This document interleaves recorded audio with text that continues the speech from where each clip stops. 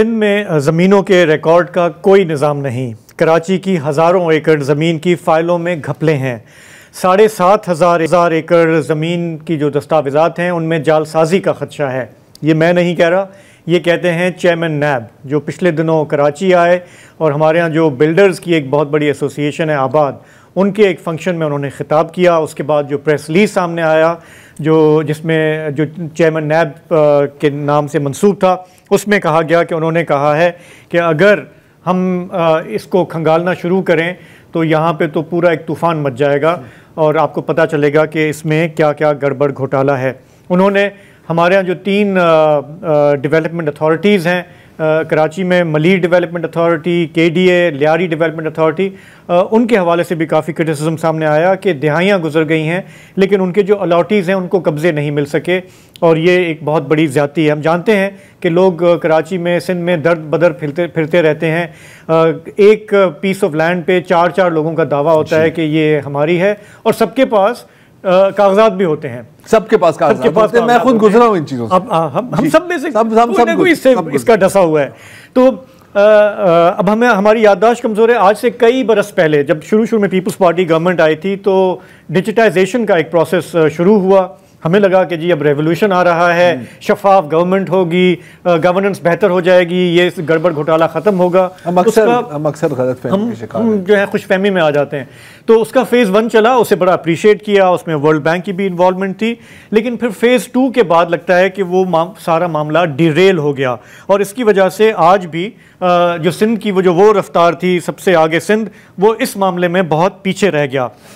इसको थोड़ा सा समझते हैं क्योंकि इसमें IT का, टेक्नोलॉजी का, डिजिटाइजेशन का बड़ा एक एलिमेंट है। समझाने के लिए स्टूडियो में हमें ज्वाइन कर रहे हैं फ़हीम ज़मान साहब। आपका बहुत बहुत शुक्रिया। साबिक एडमिनिस्ट्रेटर हैं आप और आपकी जो भरपूर इन्वेस्टिगेशंस रही हैं, चाहे वो बहरिया के हवाले से हो, DHA के हवाले से हो, ज़मीन के तनाज़े, तो you have an understanding, plus आप GIS के हवाले से भी आपका बड़ा एक्सपीरियंस है। ज़रा आप हमें बताएं, पहले तो मैं चाह रहा हूँ कि वेरी ब्रीफली अगर आप ये एक्सप्लेन कर सकें कि डिजिटाइजेशन का जो प्रोसेस हमारे यहाँ सिंध में शायद सबसे पहले शुरू हुआ था मेरे ख्याल से बाकी सूबों की निस्बत, क्यों हम पीछे रह गए? अच्छा देखिए, सिंध में, पंजाब में, KPK में, सब जगह पे वर्ल्ड बैंक का इनिशिएटिव था। गवर्नमेंट ऑफ पाकिस्तान को कहा कि आप अपनी लैंड रिकॉर्ड्स हैं उनको डिजिटाइज कीजिए, उनको अवेलेबल करें पब्लिक के लिए, वन विंडो ऑपरेशन आसान बनाएं और उसके लिए वो उन्होंने फाइनेंशियल और टेक्निकल असिस्टेंस दी। उस ज़माने में प्रेसिडेंट आसिफ अली जरदारी साहब जो थे, उनकी खासा कीन इंटरेस्ट था और उन्होंने चीफ मिनिस्टर ने BOR को कह के यहाँ पर Sindh land records SLRIMS, Sindh land records management and information systems लंबा ये बना। हाँ, मगर वेरी एफिशिएंट, ठीक है। ये इसके अंदर ये सिर्फ नक्शों को स्कैन करके लाइट बना के, उसमें कम्युनिटी का भी इन्वॉल्वमेंट था। वेरी गुड प्रोजेक्ट जो हुआ, बल्कि मुझे आज तक याद है ये 2011 वगैरह में शुरू हुआ और कोई 4 अरब रुपए इस प्रोजेक्ट के लिए उस वक्त बोर्ड ऑफ रेवेन्यू को मिले थे। We had some very good officers जिन्होंने उस पर काम किया। बल्कि 2011 से 2016 में फ़ेज़ 1 मुकम्मल हो रहा था, उन्होंने उससे पहले मुकम्मल भी कर दिया और बजाय 4 अरब के सिर्फ 3.5 अरब 50 करोड़ रुपए वापस भी कर दिए। वाह, प्रोजेक्ट जो था वो हो गया। अच्छा, टूवर्ड्स दी ये जो अपने फ़ेज़ 1 इख्तिताम पे पहुंच रहा था तो बोर्ड ऑफ रेवेन्यू में जो लोग थे उन्होंने, मैं उस ज़माने में डॉन में था, डॉन का GI सिस्टम हो रहा, तो हम बहुत क्लोजली आपस में काम करते थे। कोई 5,000 दे हैं सिंध की, उनको उनके सारे डिजिटाइजेशन हो गई। कोई 70 लाख के करीब जो लैंड जो ओनर्स थे उनका रिकॉर्ड डिजिटाइज हो गया, ऑनलाइन उसको डाल दिया गया। उस वक्त मेरे ख्याल में 27 या 28 डिस्ट्रिक्ट से 27 डिस्ट्रिक्ट थे सिंध में, 27 के 27 डिस्ट्रिक्ट्स में एक जो है सर्विस सेंटर बन गया और ये हो गया कि अगर आप जैकवाबाद में बैठे हैं, आपको अपना कराची के अंदर को प्रॉपर्टी का रिकॉर्ड देखना है या टोरंटो में कहीं भी बैठे हैं, आप एक्सेस कर सकते थे। आपको शायद याद हो sindzameen.gov.pk, GOS.pk, GOS.pk। ये जो था वो साइट, वो अभी पोर्टल मेरे ख्याल में अभी भी है। मैंने आज उसको विजिट किया जी। उसमें आप देह वाइज जो है ना वो नक्शे डले हुए हैं, नक्शे डले हुए। अच्छा, ये सारी चीज़ हो गई, मगर फिर एक ऐसी चीज़ जो बहुत ही मासूम ख्वाहिश के ऊपर हुई थी कि भाई डिजिटाइज कर दो, अब वो गले पड़ना शुरू हो गए। वो जब गले पड़ना शुरू हुई, क्योंकि रिकॉर्ड कोई भी आदमी बैठ के देख सकता है, उसको चैलेंज, भाई ये तो गवर्नमेंट ऑफ सिंध की बोर्ड ऑफ रेवेन्यू की साइट है, उसमें ये प्रॉपर्टी मेरी है तो आपकी कैसे हो गई? जहाँ चार रजिस्ट्री है, एग्जैक्टली, इसमें तो एक है। तो वो जो था ना, वो इतना प्रेशर आया कि आहिस्ता आहिस्ता जितने भी टॉप ब्यूरोक्रेट्स थे या जो ऑफिसर्स थे, ब्यूरोक्रेट्स नहीं ऑफिसर्स थे, वो सब एक एक करके उन्होंने, सब ने पतली गली पकड़ी और यार यहाँ निकल लो, ये कर, क्योंकि हमारे यहाँ अमूमी तौर पे कोई बहुत सनत और ये वो तो हो नहीं रही है, सिर्फ ज़मीन का धंधा होता है, प्लॉट, ठीक है ना। तो वो उस चक्कर में उसको जो है वो आके उन्होंने अपना फेज़ 1 कंप्लीट कर दिया, ठीक है ना। अच्छा, हुआ ये कि इसके बाद के वर्ल्ड बैंक ने जब देखा तो दे वर वेरी हैप्पी, मतलब बहुत, मुझे याद है उस ज़माने में वाशिंगटन में कोई जो प्रोजेक्ट को खातून देख रही थी वाशिंगटन से, मैरी वेरी नाम था, वो यहाँ आई सिंध में खुद उसने कह हम आपको टेक्निकल वो भी देंगे, आप इसका फेज़ 2 करें, ठीक है। अच्छा, अब जहाँ जो सिंध हुकूमत थी, दे वो काइंड ऑफ बैक ट्रैक, मगर चूँकि ऑलरेडी प्रोजेक्ट बना हुआ था फेज़ 2। फेज़ 2 बेसिकली क्या था, 1 विंडो ऑपरेशन के लैंड रिकॉर्ड्स, सर्वे और सब रजिस्ट्रार सबको एक छत के नीचे ले आए। अच्छा, फेज़ 1 में एक चीज़ होनी चाहिए थी, वो ये थी कि ये जो आपका सर्विस सेंटर है BOR का, जो आपका डिजिटल रिकॉर्ड का प्रिंट दे रहा है, नक्शा दे रहा है, उसकी लीगल वैल्यू होती कि वो कोई कोर्ट में वो करता, उसको सिंध कैबिनेट से अप्रूवल से वो नहीं मिली। और उसके बाद जब फेज़ 2 हुआ, फेज़ 2 में एक तो वो स्टीम नहीं रही, ठीक है ना, जो पहले लोगों में बड़ा वो था। I know some of them, बहुत ही स्मार्ट शार्प ऑफिसर्स, उन्होंने जितना काम हम किया था सब ने कहा यार ये तो अपनी गर्दन पे, क्योंकि हुआ यह कि आप पटवारी के हाथ से जो हद बस्ता है वो छीन रहे, ठीक है।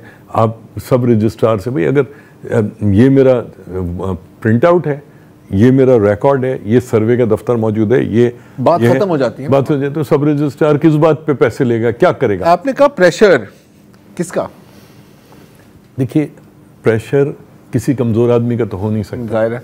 आपने शुरुआत की भी नैब के चेयरमैन साहब की। नैब ने मार्च 2017 में DHA सिटी को नोटिस दिया, मेरे पास उसका नंबर भी है, हमारी डॉन के अंदर जी स्टोरी थी, उसके अंदर उसका नंबर कि 731 एकड़ ज़मीन ADC 1 जामशोरो, जावेद सुमरो नाम था, और इरशाद मलकानी AC, उनके खिलाफ 7 और लोगों के खिलाफ वो मुकदमा बना कि इन्होंने प्राइवेट गवर्नमेंट लैंड को प्राइवेट लैंड डिक्लेयर करके और DHA सिटी को ट्रांसफ़र कर दी। अच्छा, जब मैं ये उस वक्त स्टोरी कर रहा था तो मुझे समझ नहीं आया कि यार वाई वुड, मतलब यहाँ तो एक दिन में गवर्नमेंट ऑफ सिंध DHA को ज़मीन ट्रांसफ़र कर देती है, तो ये सब धंधा करने की क्या ज़रूरत है। हुआ ये कि अगर आपको याद हो, कराची बदमनी केस में चीफ जस्टिस ऑफ पाकिस्तान ने पाबंदी लगा दी थी कि गवर्नमेंट ऑफ सिंध अपनी कोई ज़मीन पब्लिक लैंड ट्रांसफ़र नहीं करेगी बिफोर डिजिटाइजेशन, देखिए ना, सारा लैंड रिकॉर्ड रिकॉन्स्टिट्यूट करने, तो उसकी वजह से मजबूरी हो गई। 731 एकड़ 28 घंटे, ठीक है ना, अगर करोड़ रुपए एकड़ भी लगाए तो 7.5 अरब रुपए की ज़मीन हुई, ठीक है ना। सो ये कोई कम आप वाली बात, ये प्रेशर किसका होता है? इस हमाम में सब नंगे, मतलब कि प्रेशर किसका नहीं, प्रेशर किसका नहीं है। नहीं, मेरा और आपका नहीं है, हमारा तो जाहिर हो भी नहीं सकता में ना शियों में, हमारा नहीं है, मगर जो ताकतवर लोग होते हैं, चाहे वो तुगलक हाउस में बैठे हों, चाहे पिंडी में हों, इस्लामाबाद में हों, कहीं भी हों, 90 में हों, उनका प्रेशर होता है। और फ़हीम साहब, थोड़ा सा और इस पे बात करेंगे, एक ब्रेक का वक्त हुआ है, वापस आएंगे तो ज़रा मैं आपसे पूछूंगा कि जैसे ये बात तो हुई है आबाद के हेडक्वार्टर में चेयरमैन नैब ने की है, हमारे यहाँ जो बिल्डर्स हैं उनका कितना अमल दखल है इस पूरे मामले में? एक ब्रेक के बाद।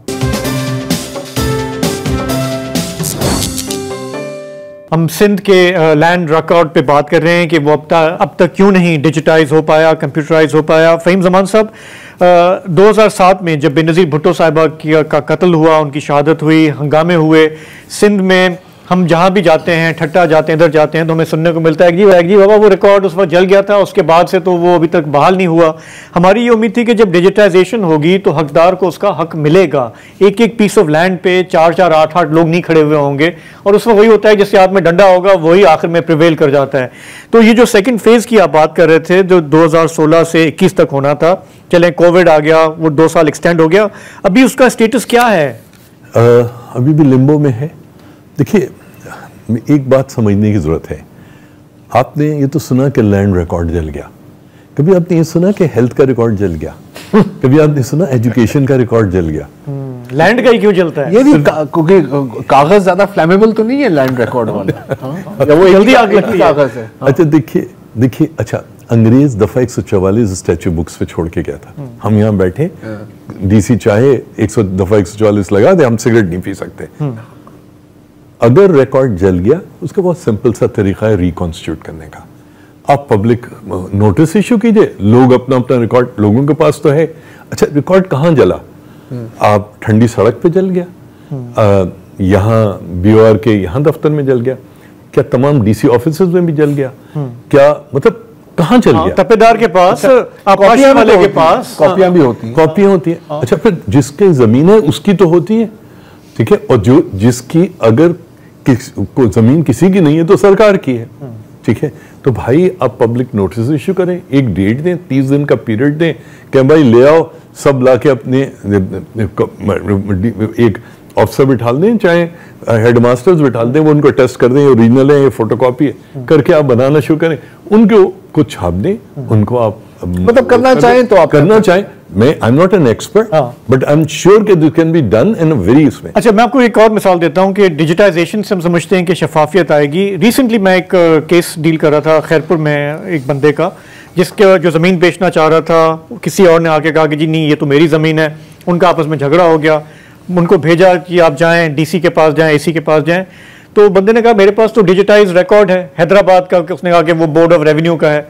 दूसरा बंदा भी आ गया कि मेरे पास भी डिजिटाइज रिकॉर्ड है। अब डिजिटाइजेशन से ये मसला तो हल नहीं हुआ। नहीं, देखिए, डिजिटाइजेशन जो ओरिजिनल रिकॉर्ड हुई वो उसकी तमाम डिजिटल फिंगरप्रिंट्स पड़े। अब अगर किसी दूसरे ने उसके ऊपर कॉपी रखी है तो जिस विदाउट पासकोड किसी ने को अपना वो डालना पड़ेगा उसको एडल्ट्रेट करने के लिए, खुद ब खुद नहीं हो सकता, ठीक है। जो ये जो पटवारी का जो बस्ता है उसमें तो जरार साहब ने एक डॉक्यूमेंट इशू कर दिया, आप लेके घूमते रहे, ये मेरा पुराना है, नतीजा क्या हुआ, मेरे पास है, मैंने कहा ऐसा करो 50-50 कर लो, यही है, ठीक है। मगर डिजिटल एक दफा डिजिटाइज हो गया रिकॉर्ड, एक तो ट्रांसपेरेंसी आ जाएगी, लोगों को धक्के नहीं खाना पड़ेंगे, ठीक है।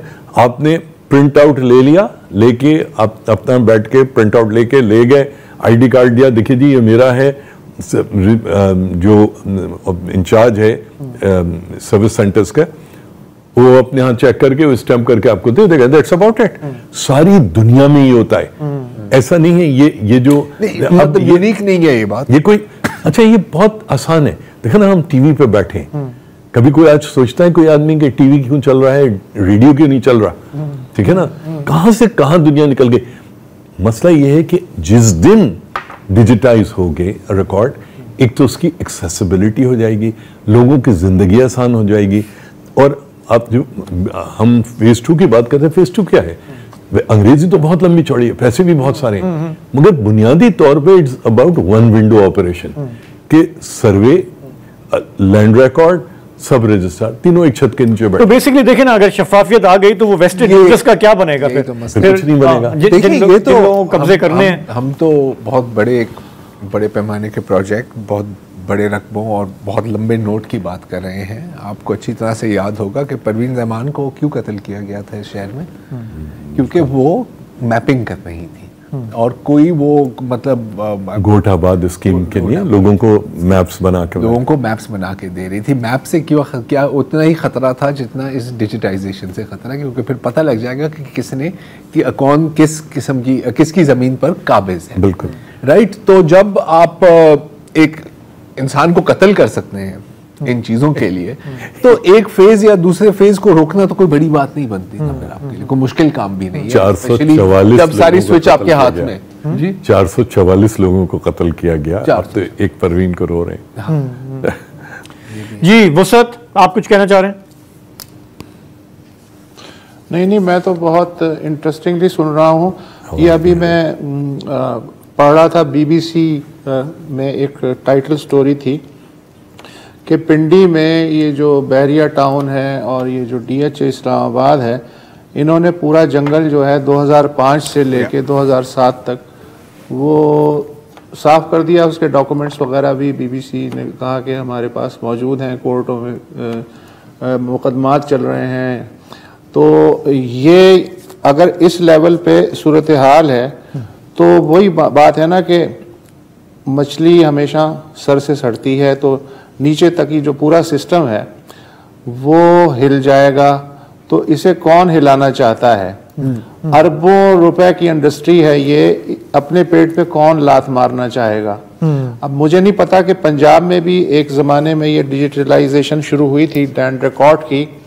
मैं लाइल्म हूँ कि वो अपने अंजाम तक पहुँची, वहाँ अब वन विंडो ऑपरेशन शुरू हो गया है या नहीं है, आई कांट कंफर्म, हो सकता है हो गया हो। तो लेकिन ये है कि मुझे तो सबसे ज़्यादा दुख फ़हीम साहब की ये बात सुन के हुआ कि सबसे पहले जो इनिशिएटिव लिया था जिस सूबे ने, वो आज इसमें सबसे पीछे है। और उसकी वजह रॉकेट साइंस तो नहीं है, हम तीनों चारों डिस्कस कर रहे हैं कि क्या वजह है कि कहीं रोज़ी पे या रोज़गार पे लात ना पड़ जाए। अच्छा, ये जो हमने बात की ना, चेयरमैन नैब आबाद वालों के पास गए थे, तो आबाद के पेट्रोन इन चीफ हैं मोहसिन शेखानी, उन्होंने भी एक रिकमेंडेशन दी है इस मामले को टैकल करने की। उन्होंने कहा जी ये जो लैंड ट्रांजैक्शंस हो रही हैं, they should be subject to NAB verification. मतलब हर ट्रांजैक्शन जो है पहले वो नैब के पास जाए। मतलब ये हम जो बात करते हैं ना एक फॉर्मल रोल देने की, नैब ने कहा होगा यार प्लीज। अच्छा नहीं, क्यों कहेगा? अच्छा कमाल करे यार, वो उनके मजे आ जाएंगे, वो तो चाहते हैं कि जी। अच्छा, एक और चाहता है कि मेरा भी रोल हो। दूसरा उन्होंने ये भी कहा कि जो डिजिटाइजेशन अब तक हुई है उसकी फिर थर्ड पार्टी वेरिफिकेशन भी जरूरी है। ऐसा नहीं है शाजिद, उससे तो ऐसा नहीं है। देखिए, मैं एक बात बताना भूल गया, सही रीजंस पे या गलत वजह पे सिंध का जो लैंड रिकॉर्ड था, ठीक है, वो 1985 तक का जुनी साहब की हुकूमत आ रही थी, तो मार्शल हुकूमत ने वो सारा रिकॉर्ड जो था जमीनों का कंपाइल कराया था। वो लेजर्स की फॉर्म में एग्जिस्ट करता है। वो जो है उसमें आग नहीं लगी, नहीं उसको नहीं लग सकती ना, वो बहुत सारी जगहों पे है। सही है, ठीक है। अच्छा, वो उसके अंदर एक काम जरूर किया था कि जो जमीनें रैंक के साथ अलॉट की गई हैं उनमें से रैंक लगा दें, तो कर्नल जावेद इकबाल नहीं होंगे, मिस्टर जावेद इकबाल। मगर वो जमीनें बहरहाल 1985 का जो लैंड रिकॉर्ड है वो बेंचमार्क के तौर पे मौजूद था। तो वो बहुत आसानी से वो तो डिजिटाइज हो गया ना, वो तो यहाँ से लेके मार्शाल्लाह और हेडक्वार्टर्स तक में वो रिकॉर्ड पड़ा हुआ था डीसीज के ऑफिस में, वो सारा का। So that was the first step. नक्शे स्कैन करना है, ठीक है, नक्शों के ऊपर आपने ऑटोकैड में और दूसरे जो है आपने वो बनानी है, ठीक है। सो कोई ऐसी कोई रॉकेट साइंस नहीं है। आप देखें ना, गूगल अर्थ ने पूरी दुनिया के जो छुपे हुए आइलैंड हैं उन तक की 0.5 वो डाल दिए, ठीक है ना। तो मतलब कोई इशू नहीं है, ठीक है ना, टोपोग्राफी मौजूद है हर चीज को। आप ये तस्वुर कीजिए, मुझे याद है 2011 में जो सैलाब आया था, तो हमने पानी का रास्ता एक्सप्लेन कर दिया था गवर्नमेंट असन को कि ये थोड़ी पे टूट के कहाँ जा रहा है, ठीक है ना। तो डिजिटल टेक्नोलॉजी आप इस्तेमाल करना चाहें अपने फायदे के लिए, तो आप कर यही है ना कि अगर आप उनकी रोजी रोटी पर लात मारेंगे वो आपको गल देंगे जी, जैसे तो चले, ये आपने एक्सप्लेन किया, आपका बहुत बहुत शुक्रिया।